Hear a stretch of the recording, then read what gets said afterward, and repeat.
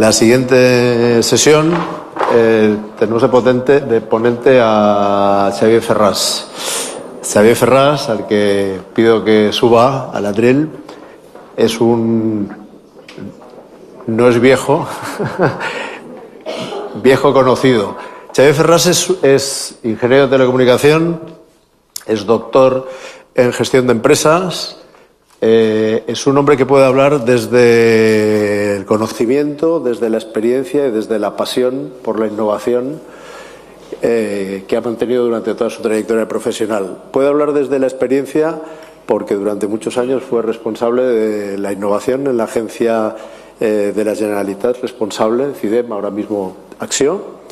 Posteriormente pasó al ámbito académico, hizo su doctorado en investigación. Actualmente, hasta el año pasado, ha sido el decano de la Escuela de Negocios de la Universidad Central de Cataluña de Vic y desde este año responsable y profesor de innovación y de los programas de posgrado con empresas en ESADE. Yo reconozco que a mí me puede vencer la pasión y la amistad que siento por Xavier, que es una persona estupenda, es una persona inspiradora. Os recomiendo mucho la lectura de su blog Innovación 6.0, que es muy interesante. Autor de muchos, muy activo en la reflexión. Tiene un libro estupendo que también es Innovación 6.0 y estoy seguro que os va a encantar y a estimular. Xavier, bienvenido. Gracias, Pedro. La verdad es que para mí es un honor estar aquí contigo, especialmente por la amistad que nos une, pero bueno, con todos ustedes también por haberme invitado a esta sesión. Tengo el tiempo muy justo porque de hecho ya tenía que haber acabado en estos momentos. Pero bueno, yo no soy físico, no sé si el tiempo va al revés o no, pero bueno, vamos a intentarlo. Sí, esto funciona. Bueno, lo que me pidió Pedro básicamente es que les diera una pincelada de lo que yo entiendo que es la situación de la innovación hoy en España. Empezaré por la situación de la innovación en global, diciendo algunas cosas muy breves de la importancia de la innovación. Yo creo que prácticamente no viene al caso que les intente convencer. Toda evidencia económica nos lleva a pensar que la innovación es importante para la prosperidad, exponencialmente importante. Cuanto más innovador es un país, mejor son sus ratios de productividad, de renta per cápita, de solvencia financiera, etcétera, etcétera. No hay duda de ello. Por tanto, no vale la pena discutirlo ni hablarlo. Vamos a entrar un poco más al detalle. Aquí ven un par de mapas de Europa que proporciona Eurostat, que es la agencia estadística europea, pues cada año. A la izquierda verán un mapa de la innovación europea con 4 divisiones. La más roja, la más naranja es la peor, la más verde es la mejor. Y ahí ven dónde están los núcleos de innovación europeos, básicamente el sur de Alemania, los países nórdicos, zonas del Reino Unido, etcétera. Ven también el estado de nuestro país. Esto sale cada año en Eurostat, cada año se publica y pasa desapercibido. Quizá alguna nota de prensa, etcétera, pero debería ser un cuadro de mando que figurara pues probablemente en las agendas o en los despachos de los ministros de Economía de nuestro país y de las comunidades autónomas. Es una estadística regional. A la derecha ven el mapa del empleo en Europa. Hay una cierta correlación. Yo hablo de los clústeres 3T, talento, tecnología y trabajo. Hay gente que dice que enfrentamos un futuro sin trabajo y que especialmente la tecnología aniquila trabajos. Quizá, pero no en los sitios donde se crea tecnología. No en los sitios donde se desarrolla conocimiento. Ahí hay trabajo y eso es lo que también nos dice la evidencia económica. El crear marcos institucionales que nos permitan atraer talento, que ese talento genere conocimiento que se convierta en conocimiento en acción, en tecnología, que cree ventajas competitivas empresariales y, por tanto, que cree trabajo al final, es un círculo virtuoso. Con más trabajo, con más ventaja competitiva, tenemos más dinero para financiar nuevas oleadas de crecimiento, tecnología, etcétera, etcétera. Esta correlación estuvo quizá mejor estudiada por Guillermo Dorronsoro, que lo veo por aquí, buen amigo también, exdecano de Deusto, que simplemente hizo una gráfica, estudió una gráfica en la cual se ve el índice de innovación de un país con sus tasas de empleo. Y también la gráfica tiene un cierto componente exponencial, lo que nos debería, pues como mínimo, hacer encender una señal de alerta. Cuanto menor es la capacidad innovadora de un país, exponencialmente más rápidamente crece su desempleo. Nueva señal de alerta y nueva evidencia de la importancia económica de la innovación si queremos construir un país digno.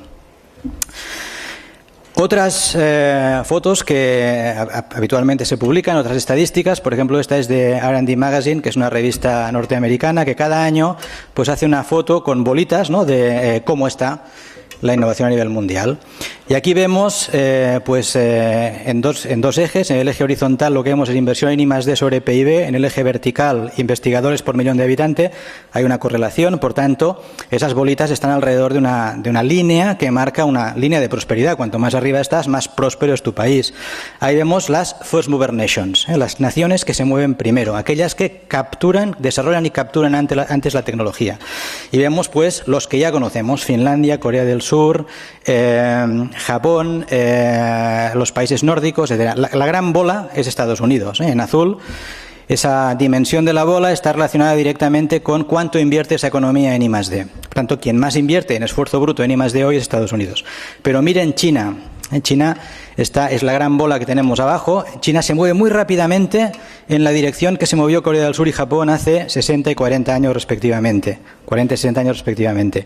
China se va a convertir en la gran superpotencia mundial, no solo en industria, y no en industria en bajo coste, sino en industria, tecnología y ciencia. Y quizá, si la trayectoria se mantiene de aquí, pues 10 años, 2030, pues vemos una gran bola haciendo la mitad de la I+D mundial arriba de todo de esa escalera de prosperidad. Miren dónde está la Unión Europea, las bolitas naranjas. Alemania lo hace bien, lo está haciendo bastante bien, en mi opinión, luego veremos algún dato. Inglaterra y Francia, o Reino Unido y Francia recuperándose, y España es la bolita que no se ha movido en 10 años o en 15, que está entre las First Mover Nation y los laggards. Por tanto, nuevas evidencias, nuevos datos para, como mínimo, hacernos reflexionar. Más datos, en este caso de la World International Property Organization, actividad inventiva en el mundo, medida en patentes. Aquí ven, la innovación está pegada a algunos territorios son intensivos en conocimiento y, por tanto, en capacidad también investigadora, innovadora, inventiva, y ahí pues ven los países más prósperos del mundo. También ahí ven una correlación con la capacidad de generar conocimiento y, en este caso, de trasladarlo a patentes.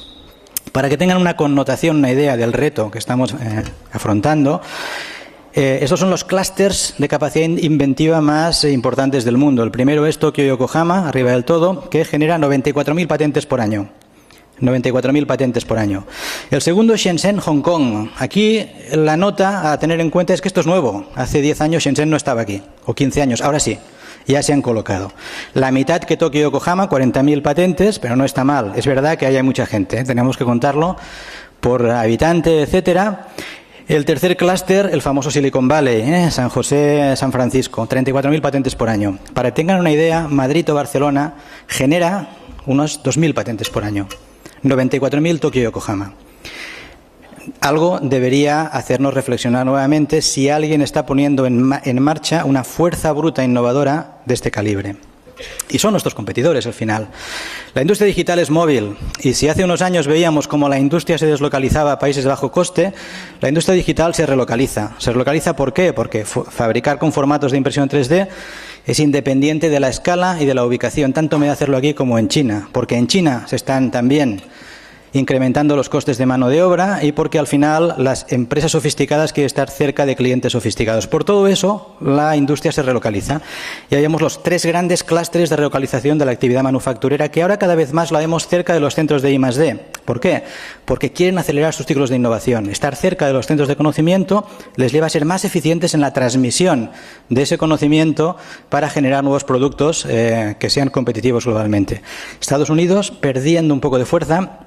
Europa, liderada por Alemania con el modelo Industria 4.0, hablaré un poco de eso, y Asia. La emergencia de Asia es un fenómeno que tendremos que estudiar, yo diría muy detenidamente, porque si hasta ahora Europa éramos unos privilegiados, ya desde la Revolución Industrial, empezando por el Reino Unido, y luego pues Estados Unidos en el siglo XIX, Alemania en el siglo XIX, etcétera. Recientemente, cada vez más naciones, básicamente asiáticas, básicamente construyendo sistemas basados en conocimiento, industrias del conocimiento, nos pasan por delante. Singapur, Taiwán, Corea del Sur, etc. El modelo asiático debería también hacernos reflexionar a la hora de aprender algunas cosas. Y para que tengan más ideas de órdenes de magnitud, simplemente posicionamiento de donde estamos, aquí hablamos ya de empresas. Amazon. Bueno, primero aquí un par de datos importantes.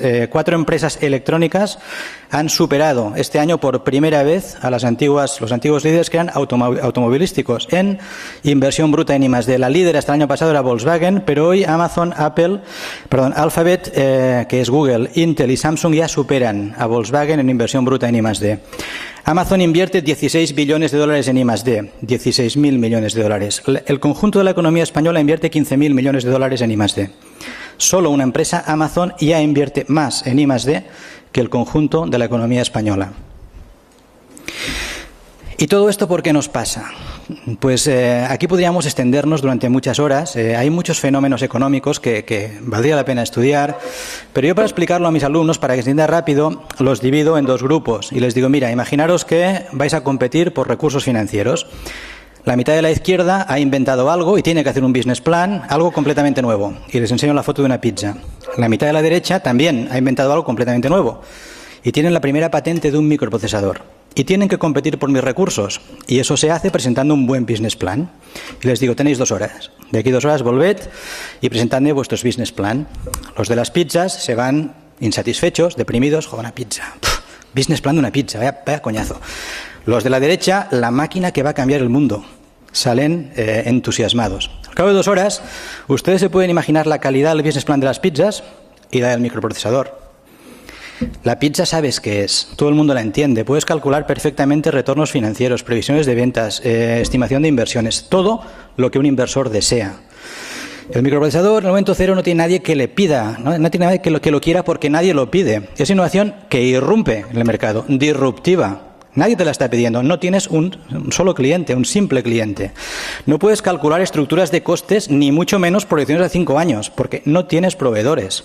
No sabes cómo va a acabar, si en una cosa pequeña, grande, dónde va a ir. No sabes nada, absolutamente nada. Tienes que construir todo el ecosistema. Por tanto, ante innovación disruptiva, las leyes del management y el mercado van a fallar. En una economía sana saldrán pizzas, pero no saldrán microprocesadores. Tengo que hacer algo más. Y salen pizzas. En una economía sana salen grandes modelos de negocio innovadores y podemos estar satisfechos, pero no solo deberíamos vivir de eso. Para que salgan microprocesadores, para que alguien invierta en algo que no entiende, o para que aparezcan cosas que pueden transformar la realidad hasta el punto de que lo hizo un microprocesador, o la telefonía móvil, o el GPS, o cosas similares, innovación realmente disruptiva, necesitamos como mínimo 3 cosas. Primero, una inversión de largo plazo en conocimiento. O sea, necesitamos clústeres de conocimiento consolidados, gente que entienda. Segundo, circuitos financieros de muy alto riesgo. No capital riesgo convencional, circuitos de muy alto riesgo, que sean capaces de financiar las fases más prematuras de desarrollo tecnológico. Seguramente clientes sofisticados también, alguien que entienda, que aunque no entienda exactamente el uso de aquel dispositivo, esté interesado en adquirirlo. Y también necesitaremos, por último, leyes de management o metodologías de management no convencional, porque si a esta gente que están intentando venderme un business plan de microprocesadores les pido un plan estratégico al uso, con análisis de competidores, no tienen, estudio de clientes, no existen, proyecciones financieras, no pueden calcularlas. Por tanto, necesito otro tipo de metodologías, díganle Lean Startup, Design Thinking, Open Innovation, etcétera, etcétera, todo un cuerpo metodológico que hoy ya conocemos bastante bien desde la perspectiva del management. Y ahí las políticas cuentan. Para que todo esto se cree un clúster de conocimiento consolidado, circuitos financieros de muy alto riesgo. Lo que necesito al final es un marco institucional que fomente esa transmisión del conocimiento hacia la industria. Esto Mariana Mazzucato, la famosa economista italiana que escribió El Estado Emprendedor hace 4 o 5 años, lo estudió muy bien y dijo: cuidado, no todo lo que veis es cierto.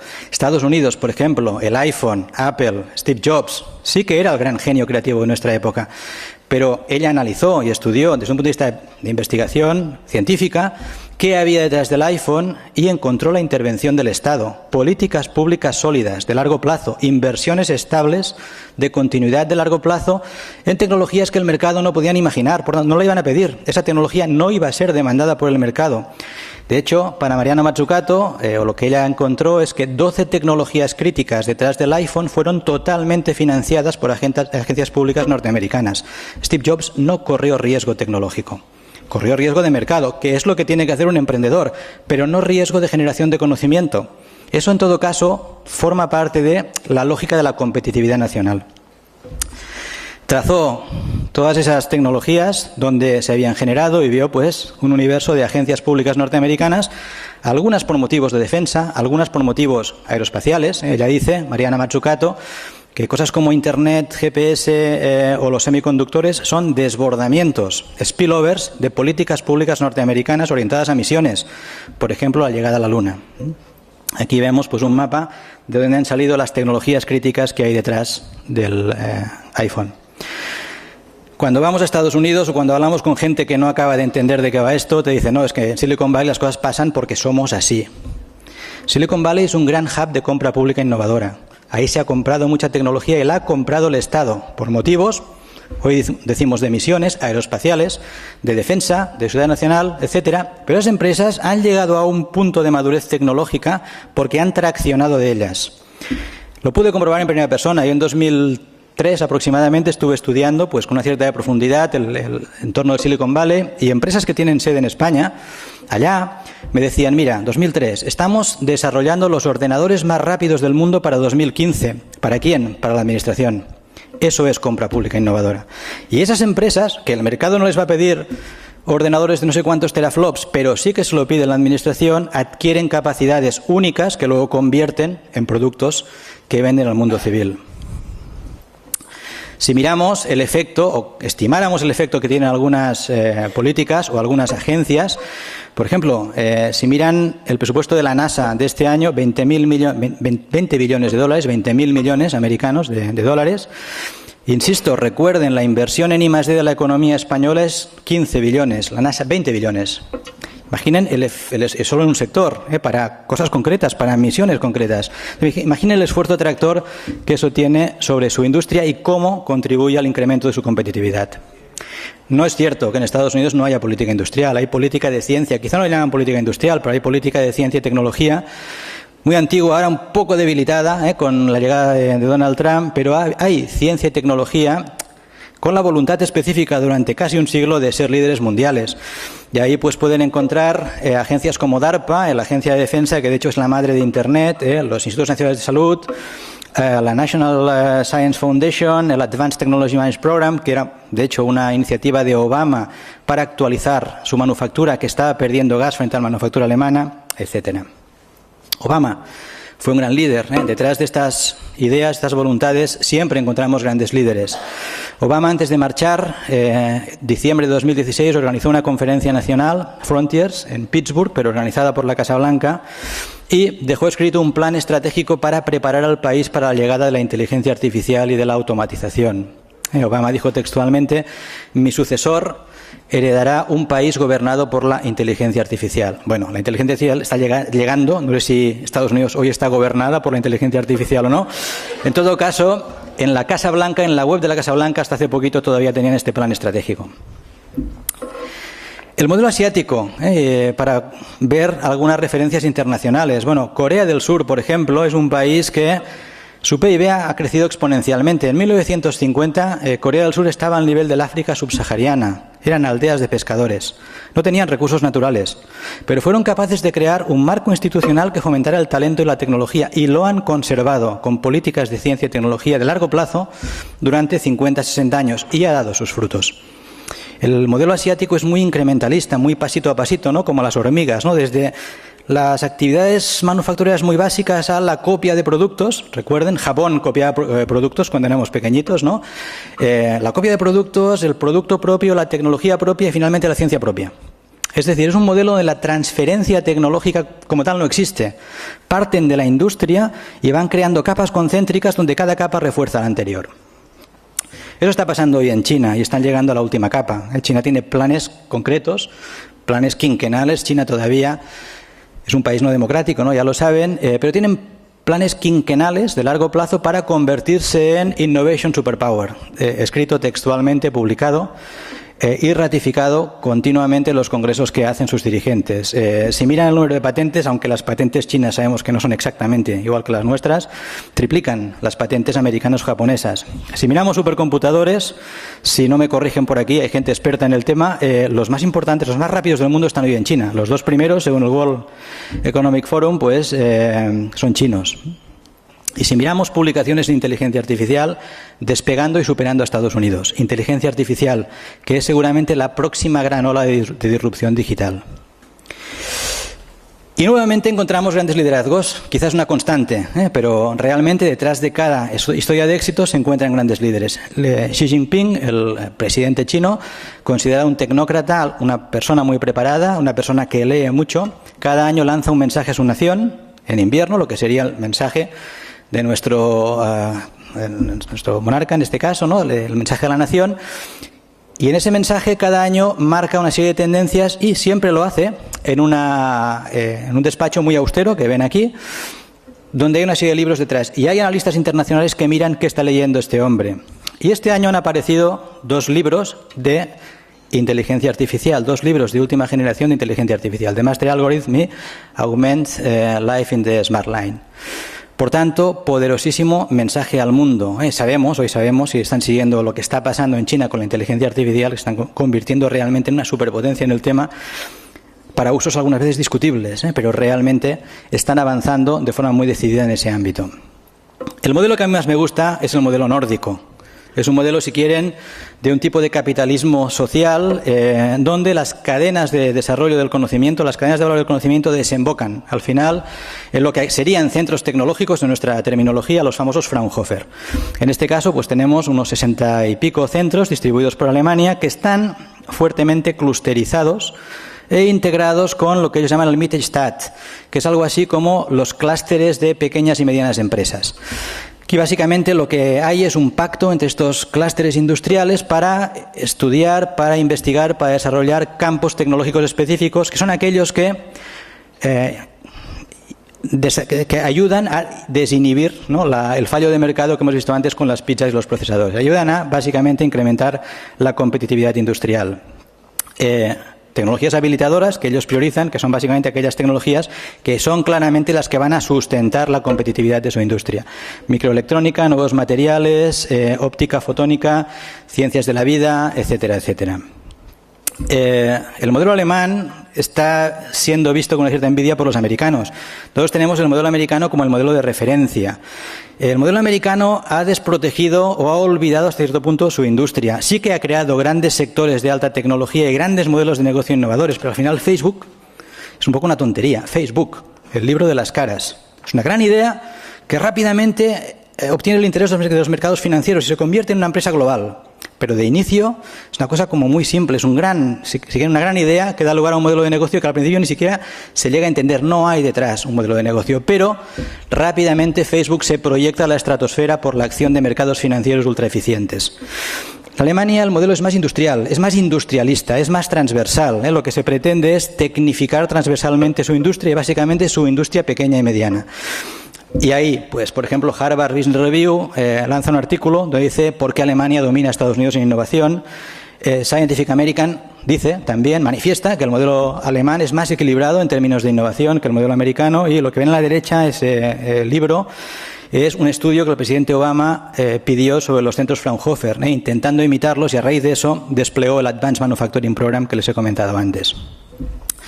Los indicadores alemanes son muy buenos, son, yo diría, extraordinariamente buenos, aunque su modelo no es tan conocido. Yo diría que el Silicon Valley que nos debería inspirar no está tanto en San Francisco, porque ahí es verdad que se ha generado tecnología, sectores de alta tecnología, pero hay un efecto muy fuerte, muy mediatizado de mercados financieros muy eficientes, sino quizá más en Stuttgart y en el sur de Alemania, donde realmente hay una estructura industrial mucho más parecida a la que tendríamos aquí y se está tecnificando de forma síncrona, transversal, toda la industria. Si miran los indicadores, por ejemplo, en proporción de PIB en manufacturing, Alemania supera a Estados Unidos, 22% frente a 12%. Proporción de manufacturing de alta tecnología, no lo veo desde aquí, 58-42%. Y si miran la cifra del balance comercial, pues hablaríamos de superávits de 600 billones en Alemania, déficits de 400 billones en Estados Unidos. Es decir, mejor industria, más tecnificada, más competitiva en alta tecnología, de forma transversal, especialmente la pequeña y mediana empresa, con cadenas de valor del conocimiento que desembocan en esa industria. Y al final, Alemania investiga, Alemania hace tecnología, pero al final hay unos centros que se preocupan de que esa tecnología sea absorbida por misión fundacional. Esos centros tienen la misión fundacional de hacer que esto sea así, sea absorbida por la industria.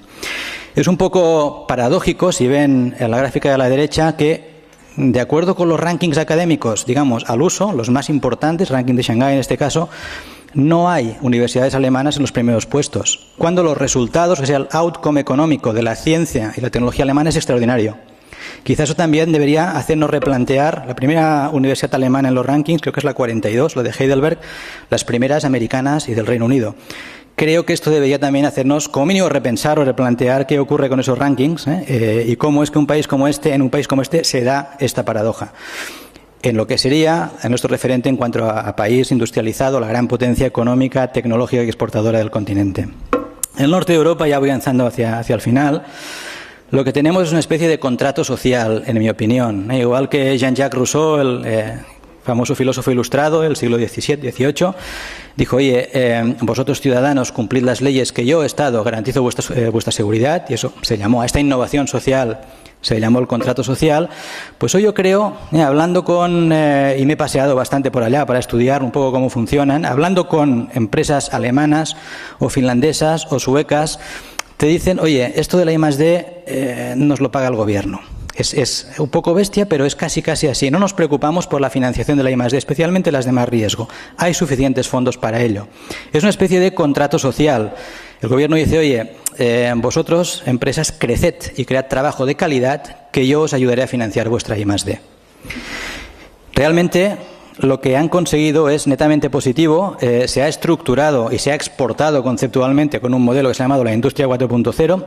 Industria 4.0 es un modelo, una idea, un concepto que surge de una comisión de trabajo sponsorizada por el gobierno de Angela Merkel, en este caso, durante la crisis, para estructurar cómo debía ser la industria del futuro. Una industria pues con mucho más componente digital orientada a datos, con componente importante de manufactura 3D, que, como he dicho antes, es independiente de la escala y de la ubicación. Podemos imprimir en 3D una pieza, 2 piezas, 3 piezas y no hay costes que se diluyan con la serie. Me va a costar lo mismo la primera pieza que la segunda, que la tercera. Por lo tanto, las unidades pueden ser más distribuidas, más pequeñitas, estar más cerca de casa y va a valer lo mismo aquí que en China.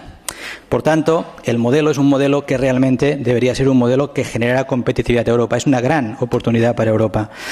El presidente del World Economic Forum, Charles Schwab, lo rebautizó como la cuarta revolución industrial. Este tipo de industria totalmente digitalizada, inmersa en sistemas digitales, es lo que vendría a ser la cuarta revolución industrial.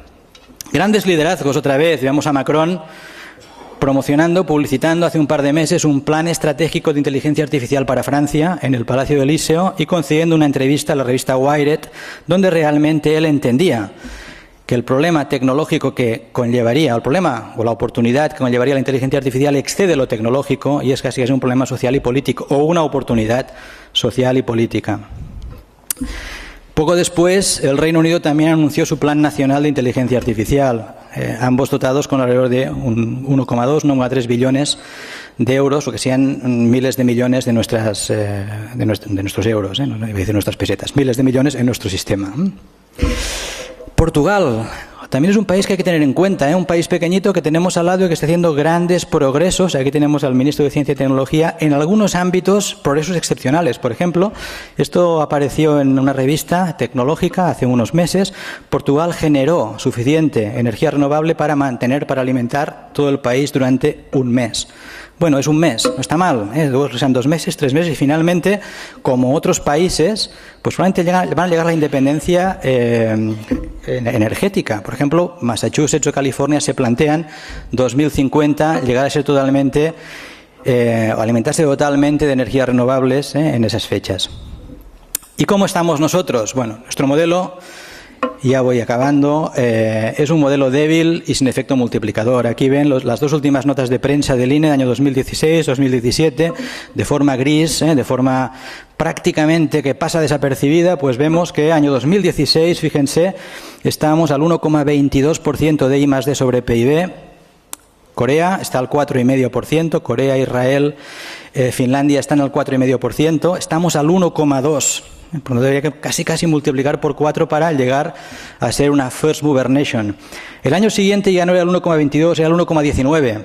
Aunque el PIB creció y en valor absoluto también creció la inversión en I+D, el PIB creció más rápidamente que la inversión en I+D. Por tanto, creció más rápidamente en sectores no intensivos en I+D. Y lo que sabe mal es que parece que no pasa nada. Yo no veo pues nadie correr ni preocuparse demasiado por esto. Parece que forma parte del paisaje. Cada año vamos perdiendo poquito a poquito gas y no hay demasiadas urgencias en algo que para mí realmente, quizás porque me he dedicado a esto, es muy importante, es muy relevante. Si la economía española sigue invirtiendo en I+D o incrementando su inversión en I+D al ritmo que lo ha hecho durante los últimos, pongamos, 10, 15 años, y los otros países pararan, por ejemplo, Finlandia o Corea, dejar de invertir en I+D, tardaríamos unos 150 años a llegar a su nivel. Al ritmo lento de crecimiento, en algunos casos retroceso incluso, de la inversión en I+D sobre PIB. Por tanto, tenemos un gran reto por delante. No debemos confundirnos, ¿eh? Hablamos de innovación, no hablamos de ciencia, hablamos de innovación, de la explotación con éxito de nuevas ideas o nuevo conocimiento. Generamos conocimiento. Y si lo vemos en los indicadores de innovación, hay algunos en los cuales estamos bien, básicamente en la construcción de sistemas científicos, en las publicaciones internacionales. No estamos mal, en algunos casos estamos muy bien. Pero esto es la foto de una fábrica en la cual se ha comprado materia prima y hasta cierto punto se renuncia a procesarla. Materia prima excelente. ¿Qué renunciamos a procesar? Porque el resto de indicadores son malos. Patentes, peso de sectores de alta tecnología, crecimiento de los sectores de alta tecnología, tecnificación de las pymes, son estándares internacionales, salen cada año. Ahora, hay algunas partes, bueno, que el trabajo que se ha hecho es relativamente bueno, pero no podemos conformarnos. También es verdad que los colectivos científicos, de forma legítima, han sabido organizarse para proteger presupuestos.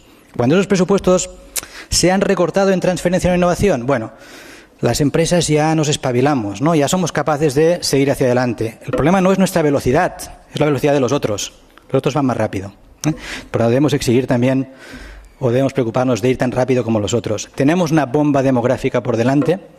La generación del baby boom se va a jubilar dentro de unos pocos años y o incrementamos dramáticamente, y digo dramáticamente en términos anglosajones, muy rápido y muy fuerte la productividad, o veremos cómo al final podremos o no sostener un estado del bienestar de una cierta dignidad.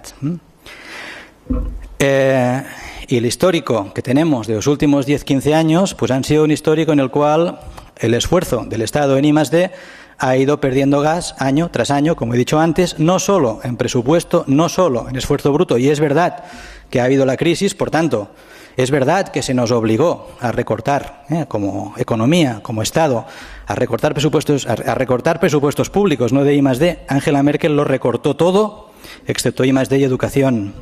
Es verdad que se nos obligó a recortar cosas, pero los recortes en I+D han llegado a la mitad de lo que se gastaba en I+D en 2009 y a un 30% de lo que se realizaba en 2009. El esfuerzo real en el último año del Estado en I+D vendría a ser un 30% del que hacíamos hace una década.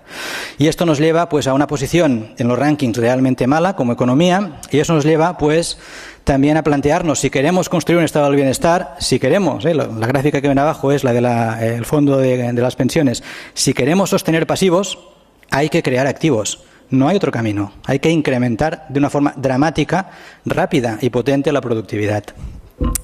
Para ser un líder hay que hacer lo que hacen los líderes, según Mariana Mazzucato, esto es de su libro, no lo que dicen que hacen. Porque es verdad que si ustedes van a Estados Unidos les dirán, aquí la cultura es emprendedora, aquí asumimos más riesgos, aquí, etcétera. Pero también es verdad que se han creado esos marcos institucionales que aceleran el cambio tecnológico en toda la cadena de valor, en la creación, distribución y absorción de conocimiento, más rápido que en otros sitios. Y de eso va la competitividad en el mundo del siglo XXI. Y no hacer nada es hacer algo. Es una decisión estratégica. Esto es una clase fundamental de management. No haces nada, estás haciendo algo. Estás tomando una decisión inmovilista. Es una decisión estratégica. Es una decisión de nuestra sociedad civil, de nuestro gobierno, de nuestra gente, hacia dónde queremos ir. Si hacia un país rico, competitivo, un first mover nation, o si queremos continuar esa especie de somnolencia que cada año, hacia final de año, noviembre, el INE nos da un disgusto, cada año caemos unas décimas y parece que seguimos durmiéndonos sin que pase nada. Felicidades a METIC por este encuentro. Creo que cosas como estas pues son fundamentales para seguir pues transmitiendo el mensaje, compartiendo buenas prácticas y reforzando la competitividad de nuestra industria, que es realmente lo que queremos. Muchísimas gracias.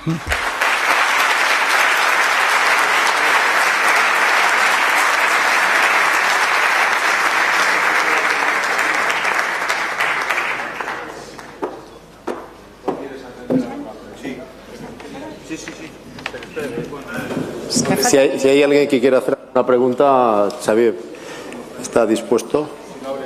¿No te echamos?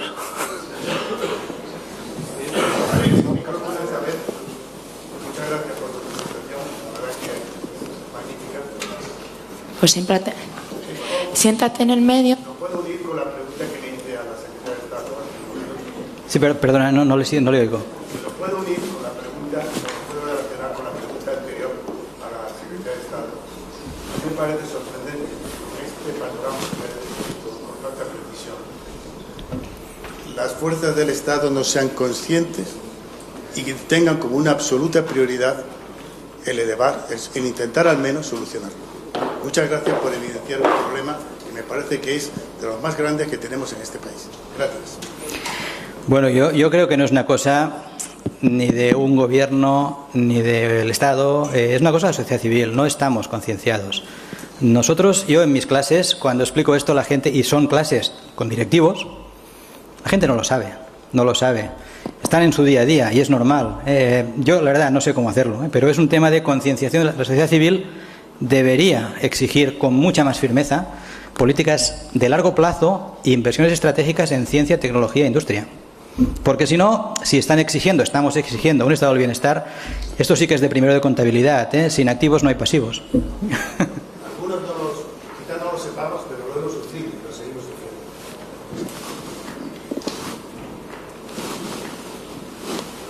Claro.